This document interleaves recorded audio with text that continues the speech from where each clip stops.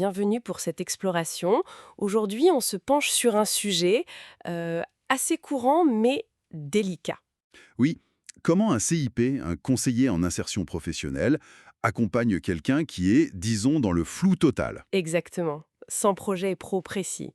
Notre source, c'est un guide de formation de Le Repère des CIP, l'édition 2025. Une référence assez pointue, donc. Voilà. L'objectif, c'est de voir comment ce guide propose de transformer cette incertitude en un vrai parcours. C'est structuré, mais très humain. Personnalisé surtout. C'est ça. Ok, décortiquons ça. Alors, la première étape, d'après ce guide, c'est vraiment de poser les bases, comprendre la personne. Et ça va plus loin qu'un simple questionnaire, j'imagine. Ah oui, le guide parle d'une écoute active très spécifique. L'idée, c'est pas juste de créer la confiance, ce qui est déjà énorme, hein. C'est la base. Forcément pro. Ah, intéressant. Comme quoi, par exemple? Gérer un budget familial serré, organiser des trucs pour une asso. Le guide dit que ce sont des compétences qu'on peut transférer. Ce qui est fascinant ici, c'est comment c'est formalisé en fait. Le guide de 2025, il dit pas juste tout est utile. Non, c'est plus précis. Il propose carrément une méthode pour valoriser ces compétences informelles, les documenter, les traduire en langage pro. C'est ça. C'est quand même un changement. On part pas d'une page blanche, on révèle une richesse que la personne elle-même ignore souvent. Donc cette confiance et cette reconnaissance, c'est crucial avant même de sortir les outils. Absolument. La fondation. Justement, les outils. Le guide en parle. Les tests d'intérêt, tout ça. Mais attention, hein, Oui, mais enfin, qu'est-ce qu'il dit? il met en garde. Ce sont des indicateurs, pas des boules de cristal. L'accent est mis ailleurs, Sur quoi alors? sur les entretiens exploratoires. Et là, c'est pas juste aller boire un café pour papoter, hein. J'imagine bien, ça doit être plus structuré. Le guide de 2025 les voit comme des sortes de reality testing. Aller voir des pros, comprendre le quotidien d'un métier, les bons côtés, mais aussi les moins sympas. Pour confronter l'idée à la réalité du terrain, quoi. Exactement. Le but, c'est pas de trouver le job parfait tout de suite. C'est de voir si ça résonne, si ça colle un peu avec les aspirations qui commencent à naître. Et si on relie ça à une vision d'ensemble, ces outils ils servent une réflexion plus profonde sur soi, en fait. Guidée, bien sûr. Oui, l'introspection, le guide insiste beaucoup là-dessus. Aider la personne à cerner ses valeurs importantes. L'autonomie, la créativité, l'impact social, la sécurité. Qu'est-ce qui est non négociable pour elle? Même si c'est flou au début. Même si c'est très flou.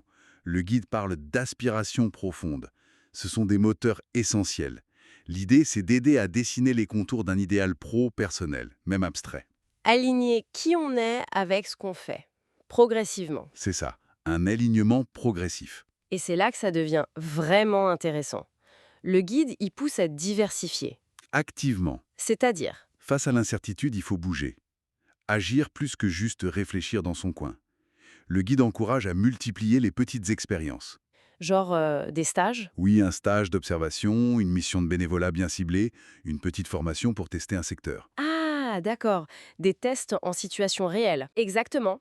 Et le guide dit bien, ce ne sont pas des détours, ce sont des avancées. Chaque expérience, même si elle ne mène pas direct à la voie, aide à mieux se connaître et à comprendre le monde du travail. Et le réseau dans tout ça? Le réseaupage aussi est vu comme une exploration, pour collecter de l'info, trouver de l'inspiration. Et cette phase d'exploration active, ça pose une question pratique quand même. Comment on gère ça si on a besoin de revenus, par exemple? Bonne question. Le guide n'élude pas ça. Il suggère des stratégies pour valoriser ces périodes auprès d'employeurs futurs D'accord. et il donne des pistes pour trouver des expériences courtes mais qui ont du sens, parfois même payées ou indemnisées. L'idée, c'est que ce ne soit pas vu comme une pause, mais comme une vraie construction de projet. Une construction active, oui. Logique. Et puis, une fois que des pistes commencent à émerger, même si c'est encore fragile, En structure un peu plus. voilà, on passe à l'élaboration d'un plan d'action. Le guide insiste, des objectifs concrets, mesurables, réalistes, des petits pas. Pas le grand saut dans l'inconnu. Non, ça peut être suivre une formation précise, faire un stage plus long ou cibler un type de poste pour une première expérience. Absolument. Et le guide, il insiste aussi beaucoup sur le suivi, j'imagine. Ah oui, c'est crucial. Surtout pour quelqu'un qui partait de zéro idée. Maintenir la motivation, pouvoir ajuster le tir, c'est essentiel. Exactement. Le CAUP fait des points réguliers.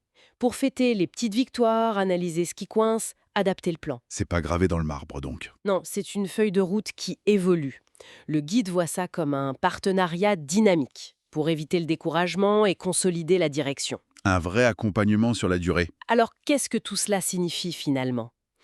Ben, l'approche décrite dans ce guide de 2025, c'est un processus délicat qui demande du temps, de la méthode. C'est pas juste trouver une case où mettre la personne. Pas du tout.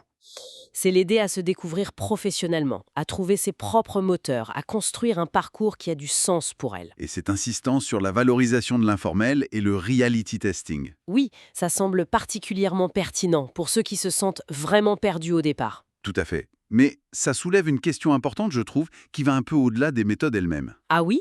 Laquelle? Le guide propose une structure rassurante, efficace, c'est clair.